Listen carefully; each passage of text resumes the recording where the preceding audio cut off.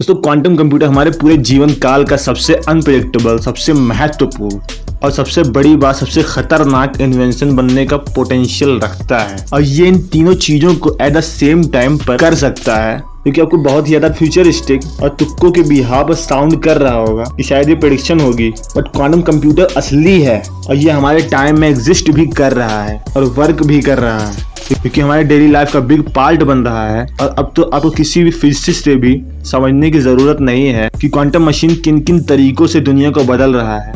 आपको YouTube पे से थाउजेंड्स ऑफ वीडियोस मिल जाएंगे जो उसके वर्किंग प्रोसेस को आपको समझा सकती है।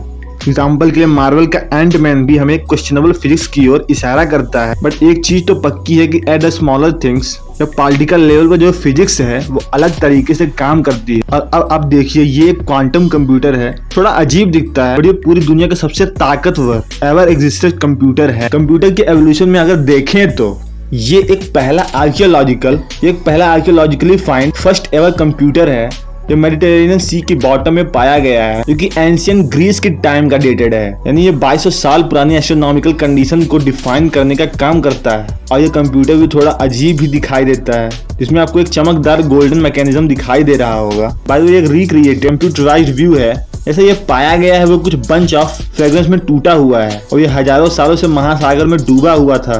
बाय द वे, जो मशीनें लाइट स्पीड से कैलकुलेट कर सकती हैं, ऐसी बहुत सी मशीनें कई शक्लों में सैकड़ों सालों से हैं जो यूज में है। इनमें आप क्वांटम कंप्यूटर को एक एवोल्यूशन का नेक्स्ट फेज समझ सकते हैं। मॉडर्न कंप्यूटर जैसा कि हम उन्हें जानते हैं, जो बिट्स और बाइट्स को डिफाइन करके काम करते हैं, इसे कंप्यूटर प्रोसेस कर सकता है। बिट्स एक बिल्डिंग ब्लॉक्स की तरह है जो आप कंप्यूटर पे एक डिजिटल इंफॉर्मेशन के रूप में एक्सपीरियंस करते हैं। बिट्स दो स्टेजेस में एग्जिस्ट करता है। एग्जांपल के लिए ऑन या ऑफ ले लीजिए, यानी स्विच की तरह ये डेटा को रिप्रेजेंट करता है। और इन्हीं दो स्टेजेस में आपको वीडियो, ऑडियो, मूवी, पिक्चर, इन सारे कलेक्शंस ऑफ डेटास को इन्हीं दो स्टेजेस में तोड़ता है और रीड करता है। और इसीलिए हम कंप्यूटर के कंप्यूटेशन पावर को बाइनरी लैंग्वेज कहते हैं, क्योंकि टिपिकली इसका each bit 1 and 0, on end of या फिर अप एंड डाउन, ऐसी किसी भी कंडीशंस के दो स्टेजेस में डेटा को रिप्रेजेंट करता है। यानी अगर 0 और 1 होगा, एक टाइम पे या फिर 0 दिखाएगा या फिर 1 दिखाएगा। हमारे कंप्यूटर नॉर्मली इसी तरीके से काम करते हैं।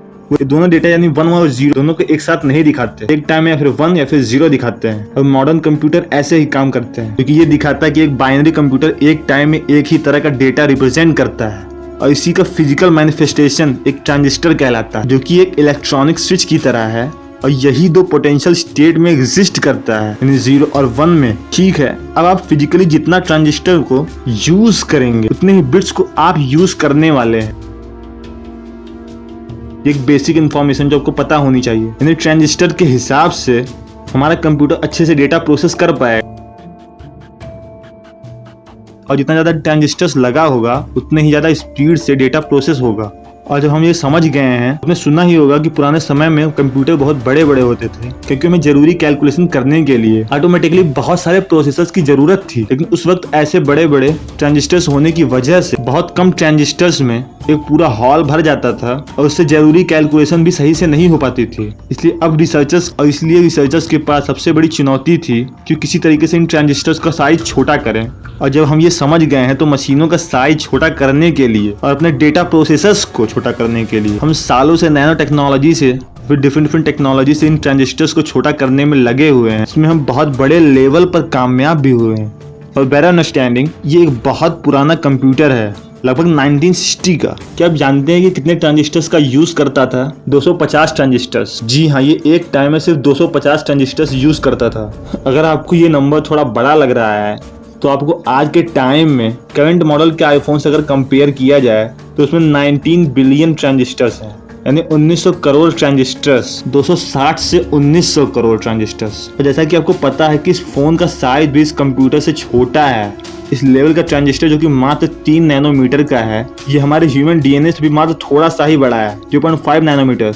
हालांकि हम इसे एक लिमिट से छोटा नहीं कर सकते हैं, क्योंकि हमारी प्रकृति की भी एक लिमिट होती है। अब बहुत ही ज्यादा छोटे ट्रांजिस्टर से हम इलेक्ट्रॉन्स को पकड़ नहीं पाएंगे, जो कि किसी भी तरीके के इलेक्ट्रॉनिक डेटा का पूरा बेस इलेक्ट्रॉन को ही कंट्रोल करने पे है।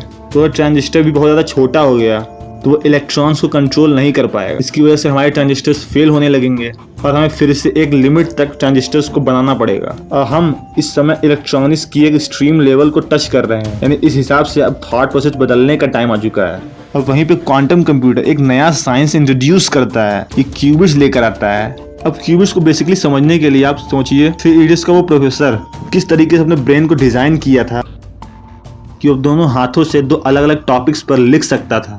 यानी यहाँ पे एक दिमाग 2 अलग अलग टॉपिक पे एक साथ चल रहा है। एग्जैक्टली वैसे ही क्वांटम कंप्यूटर, जहाँ नॉर्मल कंप्यूटर एक टाइम में एक ही तरह के डेटा को शो करता है, यानी ऑन या फिर ऑफ, यानी 0 या फिर 1, बट क्वांटम कंप्यूटर ये दोनों काम एक साथ कर सकता है। यानी क्यूबिट्स नॉन बाइनरी हैं। तो इसका मतलब है कि जैसे जैसे आप क्यूबिट्स को बढ़ाएंगे, यानी अगर 2 क्यूबिट्स को लेंगे तो आपका इंफॉर्मेशन प्रोसेस 4x टाइम होगा। यानी जहां नॉर्मल कंप्यूटर 4 बिट पर 4 गुना ही डेटा प्रोसेस कर सकती है, क्वांटम कंप्यूटर वहां पे 8 गुना तक चला जाएगा। क्वांटम कंप्यूटर की डेटा प्रोसेसिंग पावर बढ़ते क्यूबिट्स के साथ एक्सपोनेंशियली बढ़ती जाती है, क्योंकि ये एक क्यूबिट्स के दोनों बिटों का यूज कर सकता है एक साथ। क्योंकि नॉर्मल कंप्यूटर में स्टैटिक ग्रोथ बढ़ती है, यानी अगर 50 ट्रांजिस्टर्स लगे हैं तो हमारा साधारण कंप्यूटर सिर्फ 50 बार ही डेटा प्रोसेस कर पाएगा, सिर्फ 50 बिट्स को ही प्रोसेस कर पाएगा। यानी जो एवोल्यूशन आपने नॉर्मल कंप्यूटर में देखा है, वही एवोल्यूशन अगर क्वांटम कंप्यूटर में देखा जाता तो जो आंकड़ा क्वांटम कंप्यूटर टच करेगा वो आपको आगे चलकर डरा देगा। और comparison is vast information processing power, जहाँ पे नॉर्मल कंप्यूटर 20 बिट्स में 20 इंफॉर्मेशन को प्रोसेस कर सकते हैं, वहीं पे 20 क्यूबिट्स 10 लाख से भी ज्यादा बिट्स ऑफ इंफॉर्मेशन को कैलकुलेट कर सकता है। पूरी दुनिया का सबसे बड़ा क्वांटम कंप्यूटर जो आज एग्जिस्ट करता है वो IBM के द्वारा बनाया गया है। इसमें 1000 क्यूबिट लगे हुए हैं और इसी डेकेड में IBM एक्सपेक्ट कर रहा है कि वो 100,000 क्यूबिट वाला सुपर क्वांटम कंप्यूटर तैयार करेगा, क्योंकि ऑब्वियसली माइंड ब्लोइंग है। बट उस तरीके से जैसे कि हम आजकल यूज कर रहे हैं, कन्वेंशनल यूज में अभी भी वो आने वाला नहीं है जिस तरीके से हमारे फोन और कंप्यूटर चलते हैं, क्योंकि इसमें एब्सोल्यूट 0 केल्विन में टेम्परेचर की जरूरत होती है, यानी लगभग -273 डिग्री सेंटीग्रेड, जो कि रखना और मेंटेन करना बहुत ही ज्यादा कॉस्टली है। क्वांटम कंप्यूटर बहुत ही जरूरी और बड़े लेवल पे ह्यूमैनिटी को फायदा पहुंचाने वाली एक बेहतरीन मशीन है। बाय द वे, शायद आप में से बहुत से लोग ये सोचने के लिए हैरान होंगे कि पावरफुल कंप्यूटर क्यों जरूरी है, हमें क्या फायदा पहुंचा सकते हैं। तो इसका जवाब आपको मेरी इस वीडियो में मिल जाएगा, जो कि मेरी प्लेलिस्ट क्वांटम सुप्रीमेसी में मिल जाएगा, जहां मैंने बताया है कि क्वांटम कंप्यूटर कैसे इन 8 इंडस्ट्रीज को रेवोल्यूशनाइज कर सकता है। तो फिर आई बटन पर और डिस्क्रिप्शन में आपको वीडियो की लिंक मिल जाएगी। बाय द वे दोस्तों, मैं एक विद्यार्थी हूँ, मेरे पास फाइनेंशियल स्टेबिलिटी नहीं है। आप मुझे फाइनेंशियली सपोर्ट करके लगातार ऐसे ही बेहतरीन टॉपिक पर वीडियो बनाने के लिए प्रोत्साहित कर सकते हैं। वीडियो पसंद आए तो वीडियो को लाइक करिए, चैनल को सब्सक्राइब करिए। बाकी अभी के लिए इतना ही, बाय बाय।